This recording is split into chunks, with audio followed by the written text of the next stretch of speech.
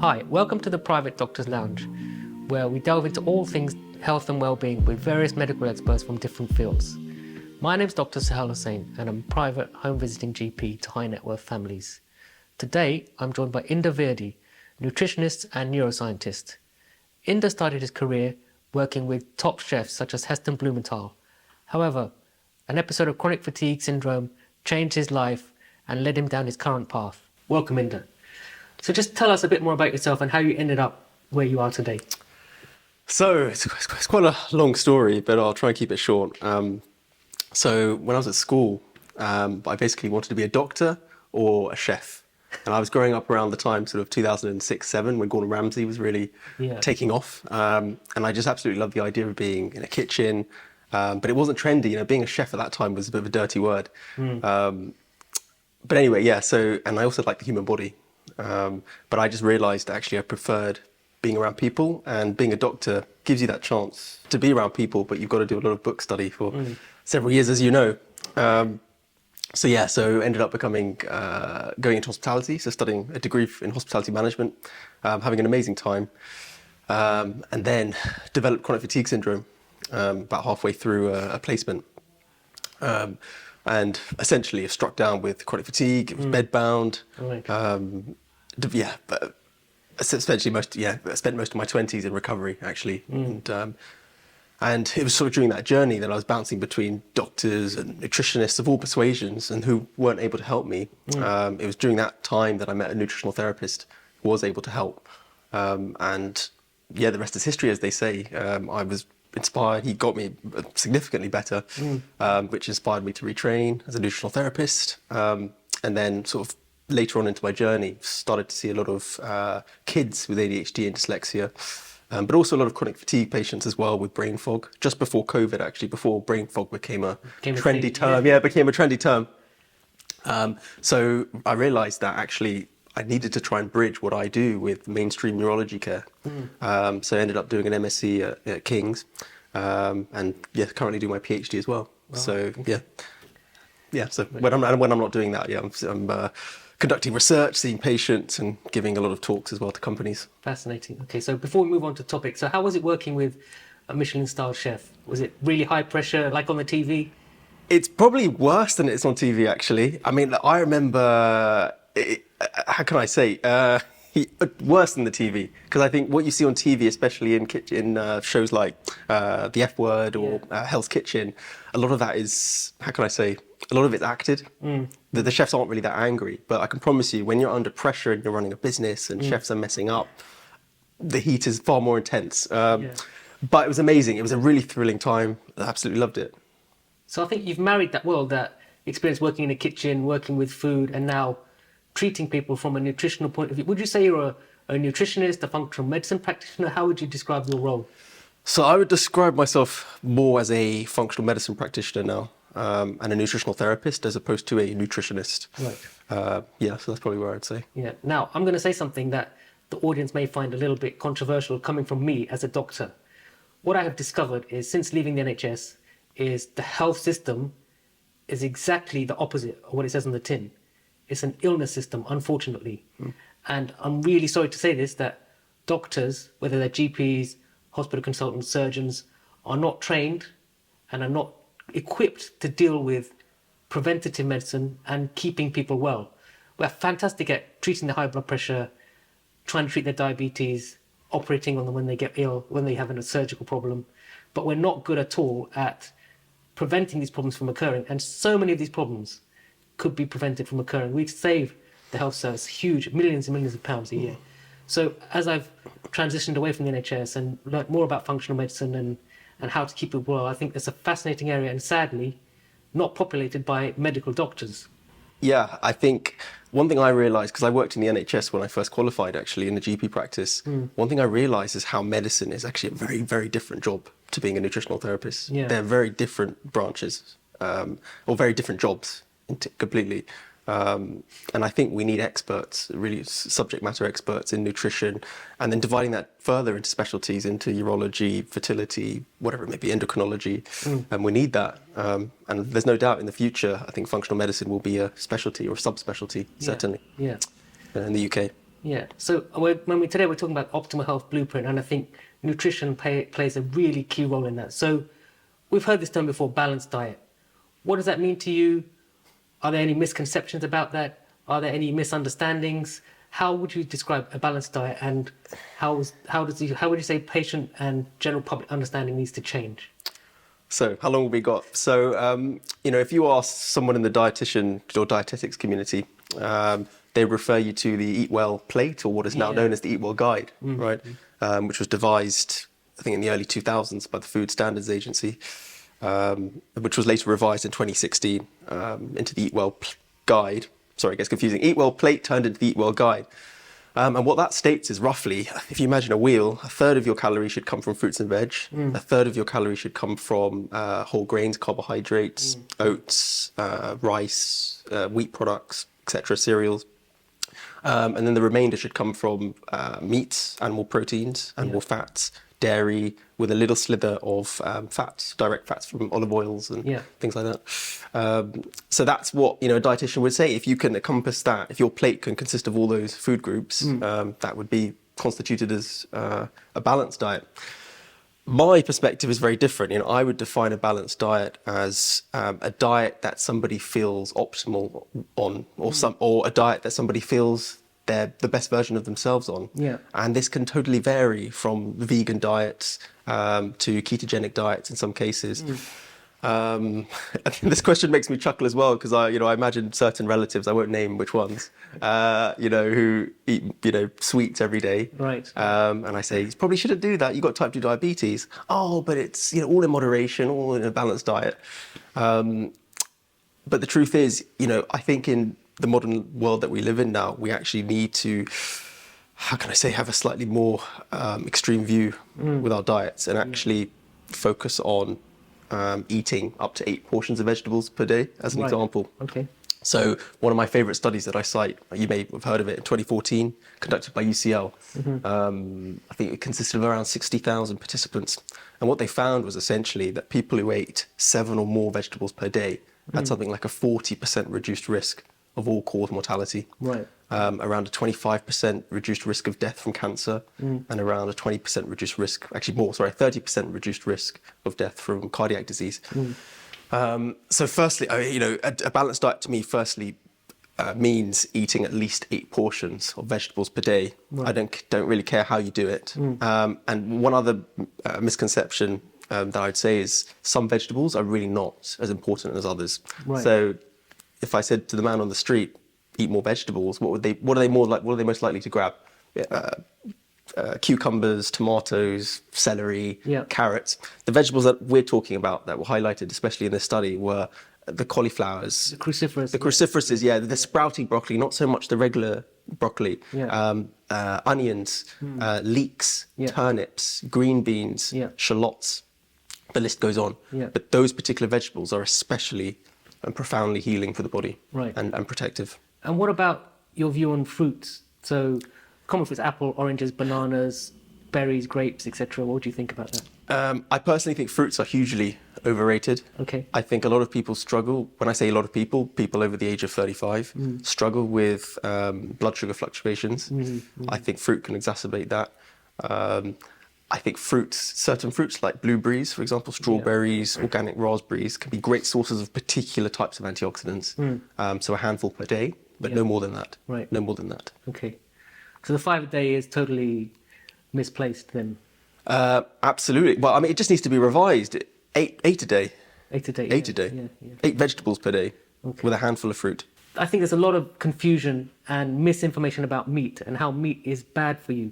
So many people say, well, it's a cause of colon cancer, it's a cause of all of these, it's a cause of diabetes, it's a cause of heart disease. I think perhaps the converse is true, that actually, if you can get organic meat, fantastic, without the hormones, without all of those chemicals pumped into it. But even given that, I think we do not eat enough meat, or certainly our protein intake is very, very lacking because of the risks of, as you get older, sarcopenia, muscle degradation, lack of strength. So all of these things could be combated by, and I'm not an advocate of carnivore diet by any means, but by increasing the proportion of meat in our diet. And certainly I would say, if not removing, but greatly reducing the number of grains that we eat. So all of those carbohydrate type related things, I think, and that food, I thought there was this episode of South Park where they reversed the food pyramid and everyone started to feel better.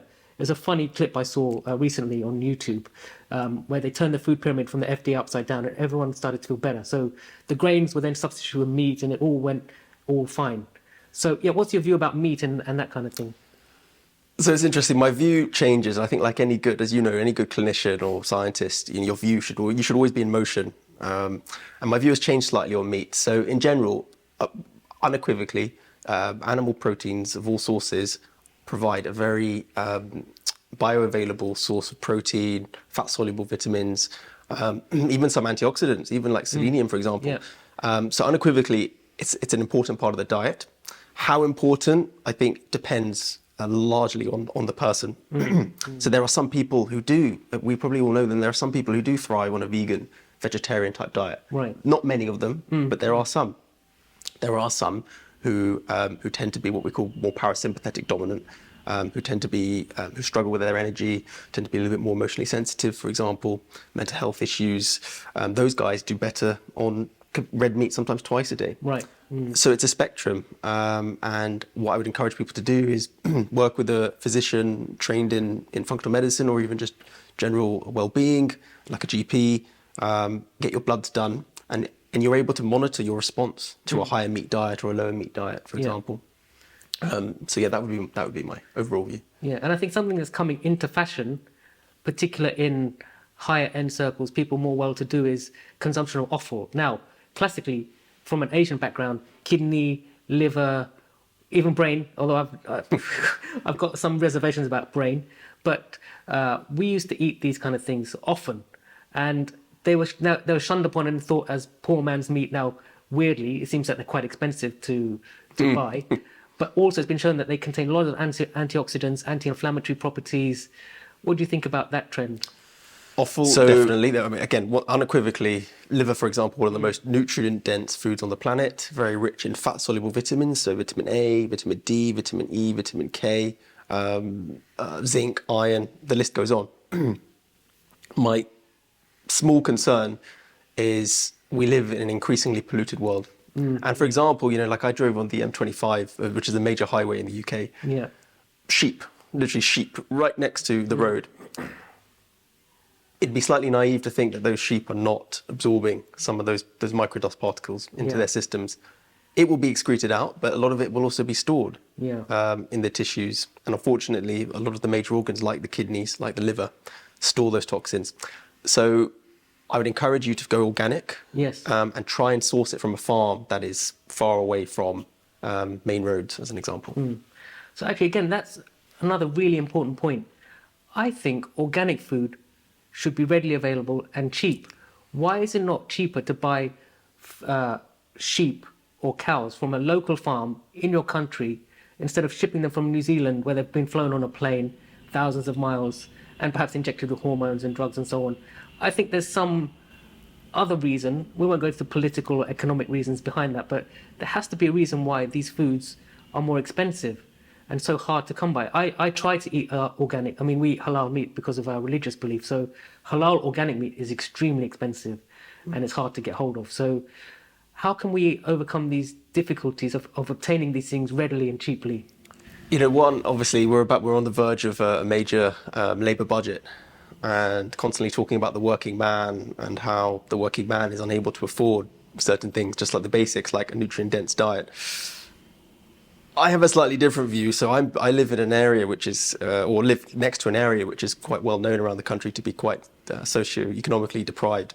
But if I told you that most, or a large portion of my clients come from that area, baggage handlers, teaching assistants, hospital cleaners, porters, these guys don't earn minimum wage, but when they've realized, or when they've self-educated and self-empowered themselves and realized the benefits of eating a nutrient-dense diet, they invest. They invest in my fee, they invest in the food. Yeah. So we need more people to educate themselves and prioritize, unfortunately, make sacrifices, not going on holidays so much, investing, boosting demand, and yeah, that will hopefully drop the price down. Yeah. But also, government incentives, of course. But Yeah. like I said, we're not going to go too political. But So just for the audience, can you explain what do you mean by nutrient dense?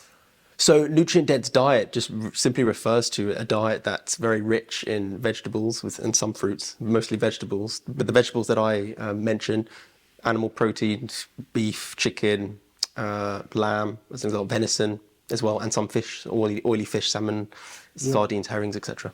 You can get a can of tuna for a few pence, 50, 70 pence. A can of tuna, really good source of cheap protein. And for me, lunch could just be a can of tuna with a bit of salad. Now, it is the classic salad that you mentioned that people think of, not necessarily those other vegetables, but lettuce, tomato, cucumber, all of that type of things. But mixed with a tin of tuna, a little bit of horseradish sauce. I like that kick of the horseradish.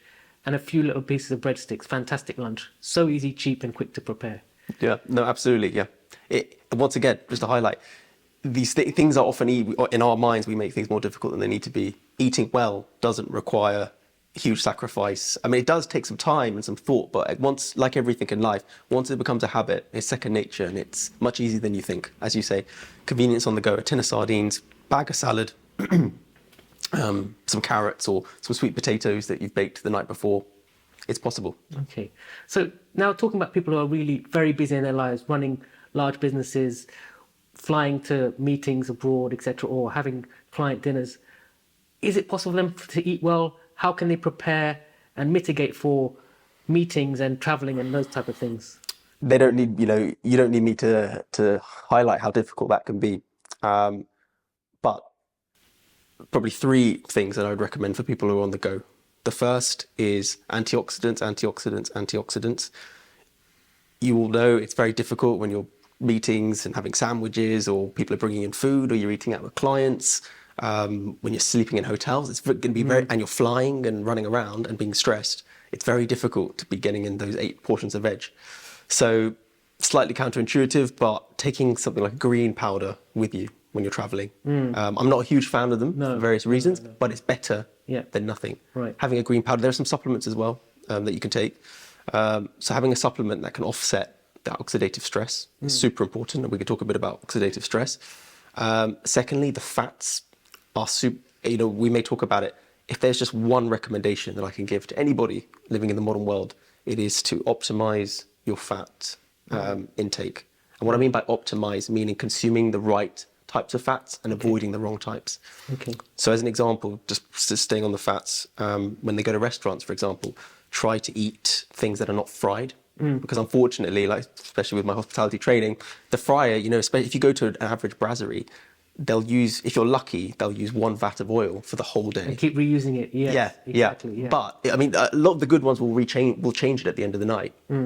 But that fryer is on the whole day. You're like, from 12 till 7 if it's like an all-day brasserie. And those fats that are in those vegetable oils are getting more and more damaged and oxidized.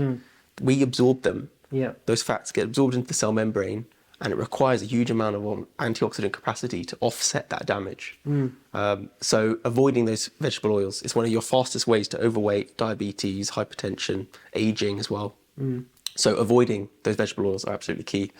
And then the third, probably just try to do something that decompresses you. Because especially, if you're working in the city, for example, there's a lot of stimulation. And if you can just do like 10 minutes of some breath work, or going downstairs to the swimming pool, just doing something that can decompress and switch you off, that's worth its weight in gold. And what would you say about someone preparing something before? How would they overcome the embarrassment or the awkwardness of, well, they've come to this important client meeting and they're having this a la carte menu from this 5-star restaurant?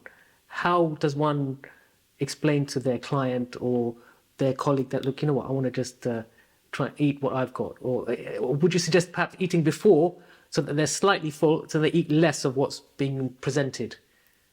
It's a difficult one. I mean, 5-10 years ago, it would be a lot less culturally acceptable to do that kind of thing. But we live in changing times where people are drinking less. And I think generally well-being and health is a far more popular topic now. There's health podcasts everywhere, right? Yeah. So I would say 2 things. So stick to your guns and be disciplined, and don't be scared to be antisocial. Like, you know, I get a relative who I won't mention is in this exact situation, and I just say, what we do seeps out. You know, like when we drop a stone in a river, that energy ripples out. Yeah. So when you say actually, you know what, no chips for me, or you know what, I'm fasting today, or whatever it be, or I'm going to eat my packed lunch today. Yeah. People go, oh, that's interesting. Why? And it starts a conversation. And you'll find actually it may inspire that customer or that colleague that you're with. So stick to your guns, but find what works for you. Eat before. So I personally do. So I take my own packed lunches. I eat before or eat after. Whatever works for you. Yeah. And then you mentioned alcohol, because I think that's a really big factor that people don't take into consideration. I don't drink for religious reasons, but I think alcohol has a lot of empty calories. Also, we know about the effects of the liver and so on and so forth. So how would you, do you have any sort of, not rules, but do you have any sort of guidelines about whether alcohol should be totally cut out, which have a minimum amount that you drink, or what do you think? So I'm going to give you some sort of grey answers. So it depends on the person. So I think there are some people, like the overworked middle-aged professional and woman sometimes, who notice every time they eat bread and have beer, they get bloated. So if you notice that you feel more bloated when you're drinking, you feel more hungover, even if you have one or two drinks and you just notice that you're more foggy-headed, that's often a sign that alcohol is irritating you on some level. And that could be caused by a number of different things: deficiencies, small bacterial overgrowth, small intestinal bacterial overgrowth, lots of different factors. So if it's causing problems, stop it. For the other people who just want to be healthier, drink vodka. Okay, right. I know it surprises people. Drink vodka or drink tequila. Right. Tequila is a more complex. It's filled with many more molecules. Whereas vodka, when it's distilled, it's only a handful of molecules that the body has to break down. Vodka and soda. When I go out, vodka and soda, one or two does the job. Yeah. Vodka doesn't have added sugar. It doesn't have. When you're distilling, especially from grain, you're forming lots of different molecules that the liver has to break down, and that can get stuck in the brain for a few hours, and that's why we get hungover. Part of the reason why we can get hungover and have a foggy head the next day. Vodka eradicates that mostly. Drink vodka, preferably not from a grain. So for example, I don't know if we could promote any products, but there's a particular English type of product, English vodka that's made from potatoes. Right. I'm a huge fan of that. There's also another vodka, I think it's a French vodka, that's made from grapes. They're fantastic. And clients say the same thing. They feel generally much clearer the next day when they drink the potato-based vodka and the grape-based vodka over the grain-based vodka. Fascinating. Simply stupid, but effective. Okay, so how would you say nutrition affects energy, cognition, and sort of mental agility? So once again, how long have we got? A huge subject. So you probably remember from med school the Krebs cycle and cellular respiration. Yes. For the audience, you probably may remember that too from GCSE or O-levels or whatever they were called. If we remember the Krebs cycle, which is a particular process, one of three processes that the body uses to make glucose or to convert glucose into energy. Yeah. The Krebs cycle, if you visualize it, is a cylindrical circle. Obviously it's a cylinder if it's a circle. Yeah. It's a cyclic process where one molecule is converted into many different types of molecules, and then that molecule is reconverted back. All that the audience needs to appreciate is biochemistry, the way our organs function, is all about converting one molecule into another, and in this case, glucose into energy. Yeah. And that process requires these proteins or these things called enzymes that I'm sure everyone's heard of, enzymes. And enzyme systems require cofactors, which come, unsurprisingly, from vitamins and minerals. Unfortunately, in the modern world, through stress, through inadequate diet, through exposure to environmental pollutants, like living in central London as an example, our cells become inundated with environmental toxins and have lower levels of vitamins and minerals. And what that means is the enzymes have less healthy cofactors, so vitamins and minerals, to convert energy or convert food, glucose, into energy. And what does that mean in practice? It means sluggish thinking. It means difficulty waking. It means weight gain. It just means losing your spark and losing your mojo and your libido. So nutrition is absolutely fundamental for energy. And actually, I argue that probably the most important currency to all of mankind is actually human energy, our ability to produce energy. Because once again, without energy, we don't have vitality, we don't have movement, we don't have productivity, we don't have creativity, we don't have an economy without energy. And our brains are immensely sensitive to changes in energy fluctuation, which is what, and interestingly, obviously, we're at the tail end of COVID and long COVID. Long COVID is a huge subject. One of the biggest symptoms from long COVID, as you probably have seen, is brain fog. Brain fog, yeah. And brain fog, we're still trying to uncover all the mechanisms, but the primary mechanism is that COVID can get inside the neurons and affect this process, this Krebs cycle, the ability to turn glucose into energy. And when we have low levels of energy, the neurons obviously can't fire efficiently, and we have brain fog and the inability to think and the inability to concentrate and fatigue and all those symptoms. So coming back to the beginning, energy is nutrition is super important for energy and cognitive health and well-being. So you mentioned earlier the problem with oxidative stress. What's the relationship between stress and nutrition? Is it a one-way thing or is it a bi-directional relationship? So it's absolutely a bi-directional relationship. When people get stressed, people largely think of it as a psychological phenomenon, whether it's anxiety, depression, just a general feeling of overwhelm and angst. Psychology is important, but psychology and our thoughts and the quality of our thoughts are largely determined by our brains. They are the result of brain cells firing. I need to say that one more time because it's super important to appreciate. Thoughts and feelings are the result of brain cells firing and working and doing their jobs. So with that logic, if we have a brain that is biochemically imbalanced or nutrient deficient, or our diets are not up to scratch, naturally the quality of our thoughts and our ability to think and feel and be creative will also become sluggish.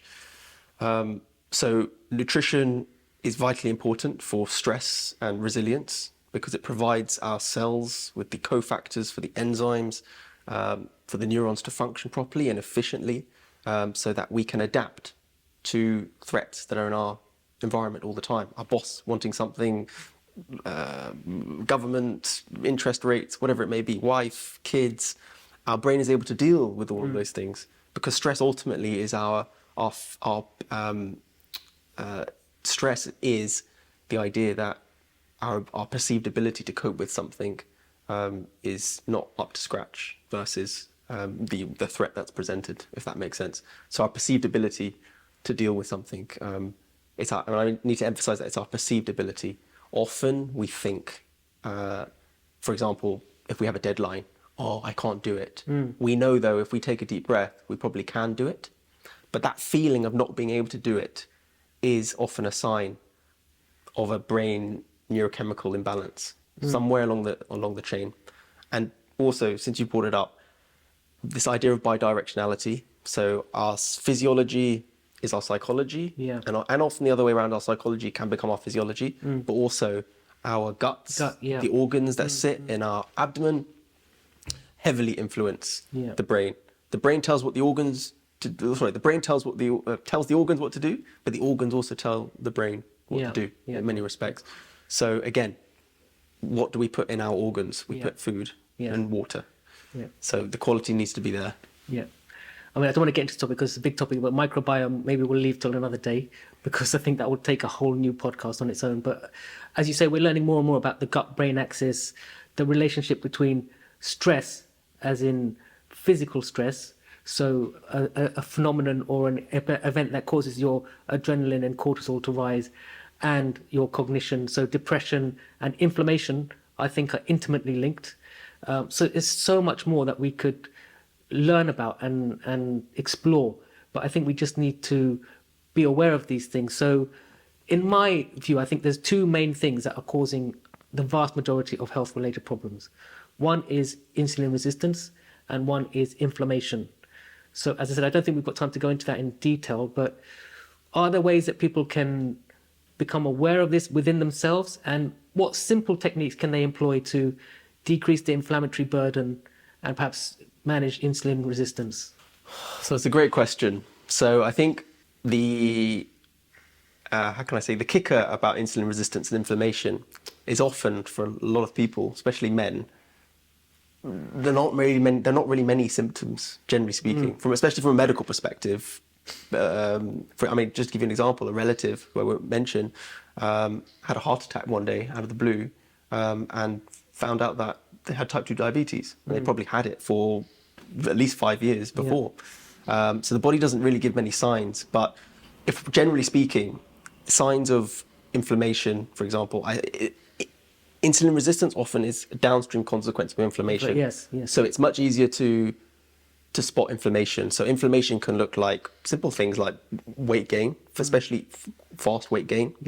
Muddled thinking, brain fog, just not feeling completely sharp. Not here. A feeling of not maybe being able to, what was once, maybe a couple of years ago, the tasks at work were manageable and didn't really think about it. All of a sudden now you feel a little bit more overwhelmed by those same tasks. That could be a classic sign. Difficulty sleeping can be, especially waking up in the middle of the night is becoming an increasingly common thing now. I think Wi-Fi can play a role in that, but we'll leave that for another day. Skin is often a big thing as well. Quality of skin can often be a major sign. And probably the most obvious could be bloating. Any type of food intolerance, bloating, distension, constipation, diarrhea could all be signs of inflammation. So your question was simple tips to help with inflammation. Firstly, identify the acute irritants. What foods am I doing? What foods am I eating? What drinks am I drinking? What are my stress triggers that make my symptoms worse or bring the symptoms on? Identify them and remove them. So a food diary, for example, which sounds easy in principle, very few people ever do it, but a food diary, even just on your notes app in your phone, write it down. Oh, I had that client dinner last night and I had a curry with a beer, didn't agree with me. So write it down and identify it, and once you've identified it, remove it, at least for a certain time, 2 weeks. Normally 1 to 2 months is a good period. Again, much easier said than done. I think that's where health coaching really can come into its own. So identify the triggers and remove them. Identify psychological triggers as well. In the short run, difficult to do. Writing down, just journal them down. Exercise, talking to someone. Andrew Huberman techniques like the physiological sigh, just 2 quick inhalations through the nose and quickly out through the mouth. That activates a very ancient reflex that brings the body down into the parasympathetic state. The list goes on. There are many things, but identify those triggers and those irritants is probably the number one thing, and remove them. So interesting, and there's so much more that we could talk about. We could talk about sleep, we could talk about physical activity and exercise, the importance of resistance versus cardiovascular training, but we just don't have time. And I think I'd love to have you on another podcast to discuss some of those things. But if people would like to reach out to you to see you privately, are there any contact details we can have, or is there a website? What are your social media handles? Yeah, absolutely. So, if you type in my name, Inder Virdi, into Google, I'll come up. Yeah, or you can find me on the Nutritionist resource. Many different ways to find me, but if you Google me, I'll be there. I think what we'll do is at the bottom of the show notes, we'll add all your contact details in. So should people wish to reach out to you, they can do so. And just to let people know, you're based around the Windsor area, but you do see people remotely. So your geography is not an issue for you. Absolutely not. No. So I see people remotely, but I also do a lot of home visits these days. Yeah. Which is becoming increasingly popular and actually works really well because people feel comfortable, in their living space. Talking about their health as opposed to a doctor's room or, a clinic room. Okay, thank you so much, Inder. It's been fascinating and really a pleasure to have you on. Thank you so much. Thank you. I hope you found today's episode interesting and informative. If there are other topics you'd like me to discuss, please do let me know below and I will endeavour to get guests to discuss those. If you're looking for a private home visiting GP, then reach out to me via my website or the contact details below. And remember guys, true wealth is health.